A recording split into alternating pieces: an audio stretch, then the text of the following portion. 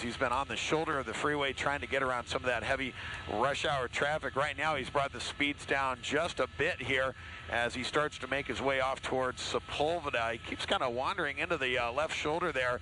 Let's see what he does if he tries to get off. There's Nash Street, so the next one's Sepulveda, and that is the one that will take you into the tunnel northbound towards the LAX terminals. That will certainly make for some very interesting circumstances there if he heads towards the airport, and that's right now what he's setting up to do unless he does a fake. We have heard that he's been faking the cops out here, but no, look at that. He commits to Sepulveda, so let me give you the wide shot of where he is. He's going to be coming down there towards the tunnel.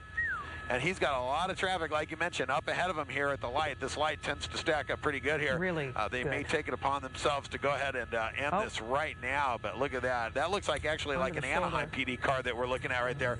Goes through the shoulder. We've actually seen other pursuits make their way through this over the years here. One famous one where a guy had carjacked a truck, ended up jumping out and carjacked a van with a guy that was going on a job interview. That one got a lot of attention in the media. But here he goes under the South Complex.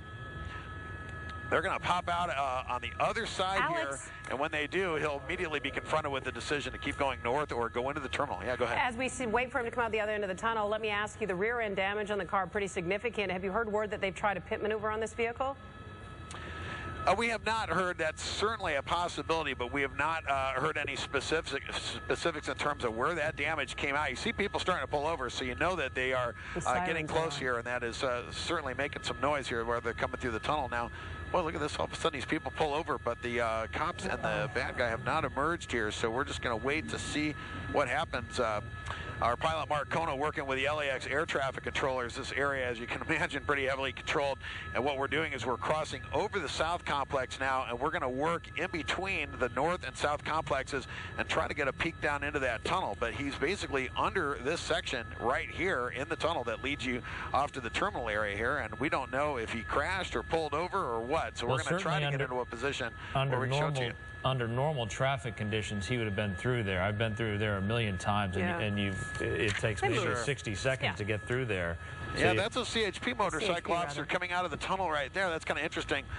And the LA airport police were actually coming in from the south side while we're watching this CHP officer emerging from the north side here, but we just don't know how far back in there all this activity is taking place here. There you go, CHP now getting off of his bike, walking back into the tunnel. This is certainly an odd one here, and again, northbound Sepulveda trying to get into the tunnel to go to LAX right now, shut down while they work on this police chase. We're getting word from our desk here from Tustin PD that this started with a residential burglary in southeast Tustin in the Pepper Tree Homes subdivision. Apparently, an officer saw the suspect fleeing and started pursuit. They lost him, but shortly thereafter, another unmarked police vehicle spotted the suspect on the westbound 91, waited for backup before indicating the pursuit again. It's unknown if the suspect is armed. We're just getting this word in from our desk, so we thought we'd pass it along. So that gives you an idea of sort of the genesis of this pursuit. Yeah, that certainly helps, and you can see right now all these cars have just basically been brought to a stop as a result of this pursuit. Hey, here is all that police activity right here. Alex, let me interrupt you for a second. We've got Sergeant Jeff Hilaire from Tustin PD on the phone. Sergeant, are you there? Yeah, it's Jeff Blair from Tustin PD. Oh, sorry, Jeff. Could you tell us, sir, we got a little sense of how this all began. Do you, first of all, know, is this a Code 4 situation now, or what are we looking at here inside of this tunnel here near LAX? Yeah, I'm monitoring the radio traffic, and it sounds like they employed a pit maneuver to disable the vehicle, but they have not taken the suspect into custody yet. So the charges against this fellow likely are going to stack up. Can you give us an idea of just some of them that he might be facing? Well, ultimately, this is Tustin PD's case, so the actual suspect will come back to Tustin to face the charges of the initial crime, which is the residential burglary, and then everything else will stack on top of that, the vehicle pursuit, fleeing the officers, and whatever else he's got going on.